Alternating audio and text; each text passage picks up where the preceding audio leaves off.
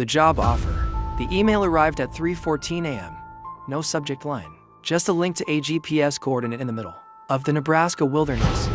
Contract that offered $50,000 for 1 week of work. My name is Elias.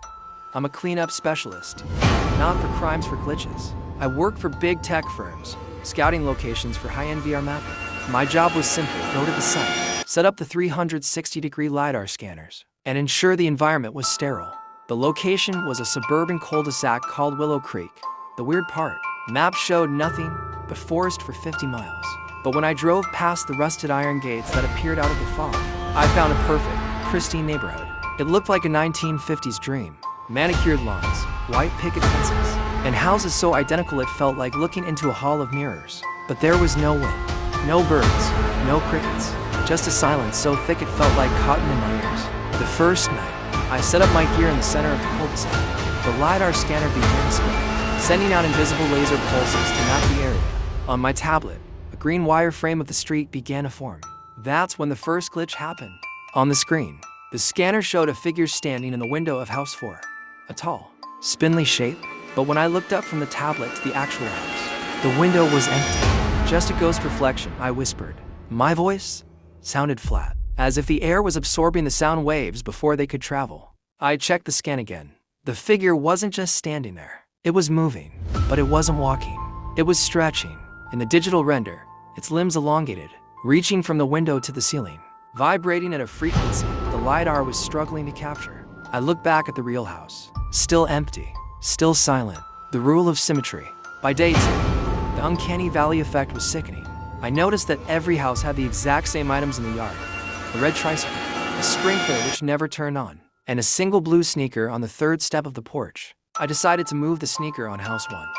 I tossed it onto the lawn. I walked to the end of the street to check the scanner. When I turned back, the sneaker was on the third step again. I hadn't heard a footstep. I hadn't seen a soul. I grabbed my GoPro and started recording. This is Elias, day 2.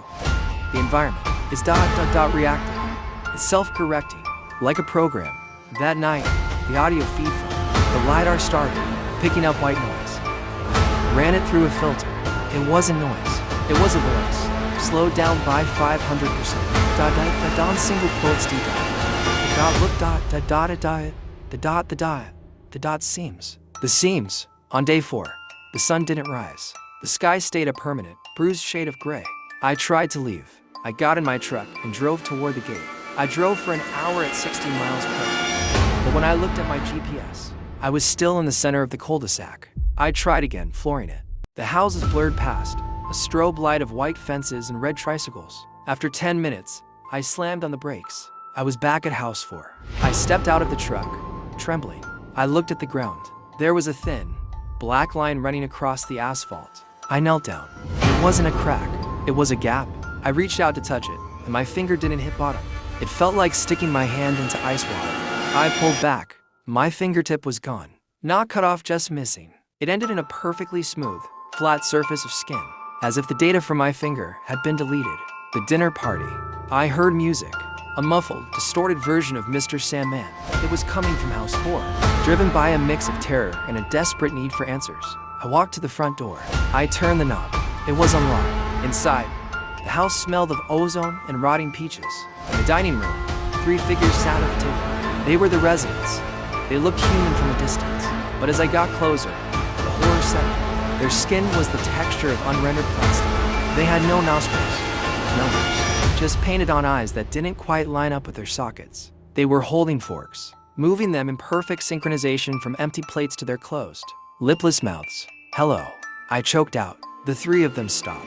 Their heads snapped toward me, not with a human neck turn, but a frame-by-frame snap. Elias, they said in unison. The voice was the same one. From the LiDAR, the sound of 1,000 voices layered over each other. You moved the sneaker. I want to go home, I sobbed. You are home, the father thing said. His face began to clip through itself, his jaw dropping lower than a human jaw should go. We needed a high-resolution template for the skin. The others were too low poly. The render. I ran. I didn't go for the truck. I ran for the seam I found in the road. I heard them behind me. They weren't running.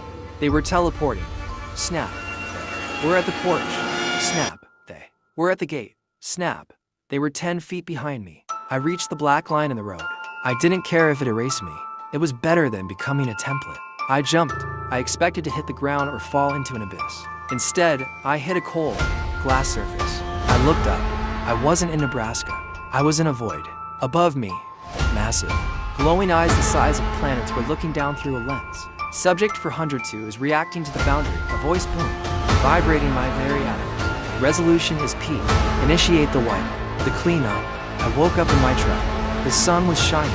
I was outside the iron gates. My hand was over the steering wheel. I looked at my fingers. They were all there. I breathed a sigh of relief, laughing and crying.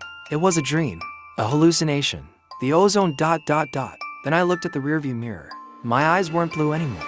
They were painted on, slightly cracked. And when I tried to scream, I realized I didn't have nostrils to breathe. I looked at my tablet on the passenger seat.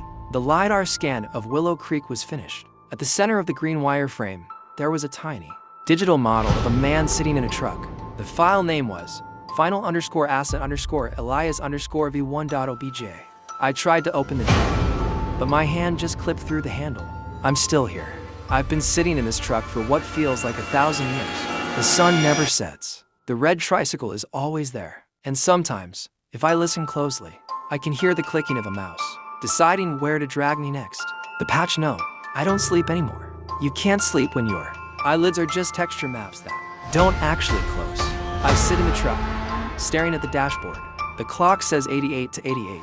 Every few hours or years, I can't tell, the world stutters. The sky flashes bright magenta, then neon green, then back to that blue gray. The developers are rendering. I decided to get out of the truck. I had to know how far the simulation went. I walked past House 4. The family was still there, but they were frozen midnight. The father's head was spun 360 degrees, his neck looking like twisted taffy. I reached the edge of the cul-de-sac where the forest was supposed to be. It wasn't a forest. It was a billboard. I walked up to a massive oak tree. From 20 feet away, it looked real. Up close, it was flat. A two-dimensional image of a tree, propped up by invisible logic. I knocked on it. It sounded like knocking on a hollow plastic monitor. Is anyone watching? I screamed. My voice didn't echo. There was no atmosphere to carry the sound. Then, the sky cracked. The developer's tool. A massive, translucent white arrow descended from the heavens. It was a cursor. It hovered over House 1. The house vibrated, turned blue for a split second, and then vanished. In its place was a gaping hole of mathematical static null zone. The cursor moved toward me. I fell to my knees, pressing my face into the plastic grass. Click! The world turned inside out. I wasn't in the cul-de-sac anymore. I was in a gray box environment. Thousands of versions of me, Elias, were lined up in a row.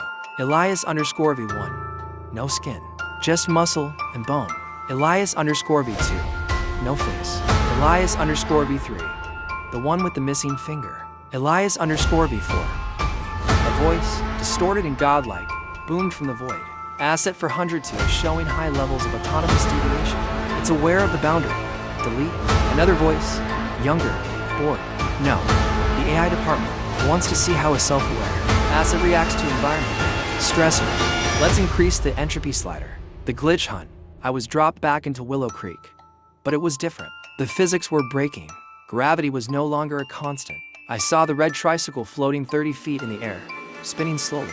They were T-posing, standing with their arms straight out. Their bodies vibrating so fast they blurred. The dot seemed dot is dying.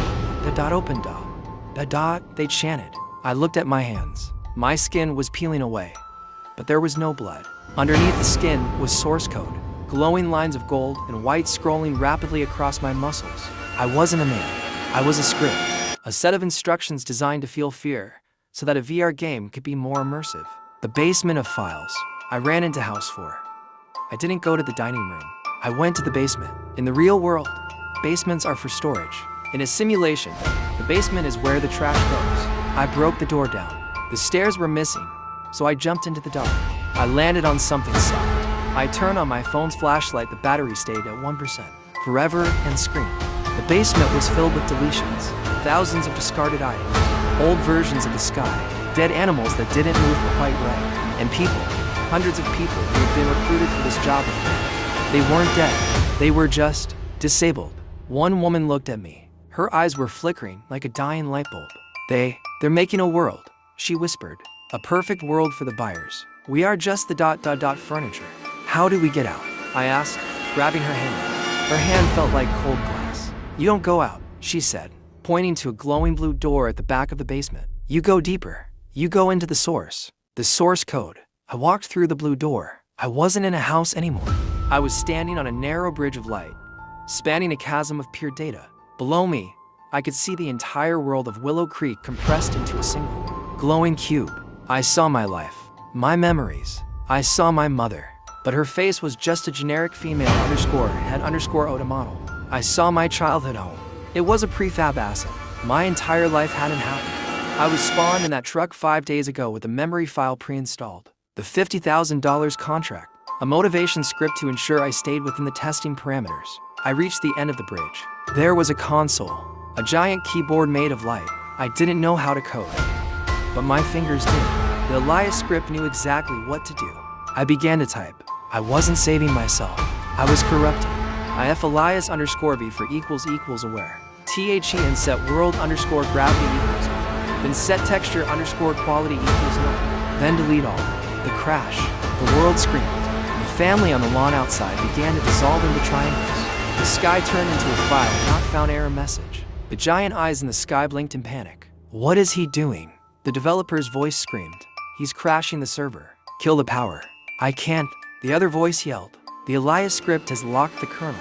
He's uploading himself to the cloud. I felt my consciousness expanding. I wasn't Elias anymore. I was the cul-de-sac. I was the forest. I was the sky. I was the very air. I felt the developer's hand on the power switch. Click. The static. Darkness. Total, absolute darkness. But I'm still here. I am a fragment of data floating in the recycle bin of a supercomputer in Palo Alto. I am a ghost in the machine. I wait for the next time they boot up the simulation. I wait for the next cleanup specialist to drive through those iron gates. And when they arrive, I won't be the man in the truck. I'll be the voice in the white noise. I'll be the glitch in the mirror. I'll be the reason the uncanny valley feels so wrong. Because I know the secret now. You aren't watching this video on YouTube. You aren't sitting in your room. Check the third step of your porch. Is the sneaker there? Now, look at your hands. Are you sure they're yours? Or are they just high resolution?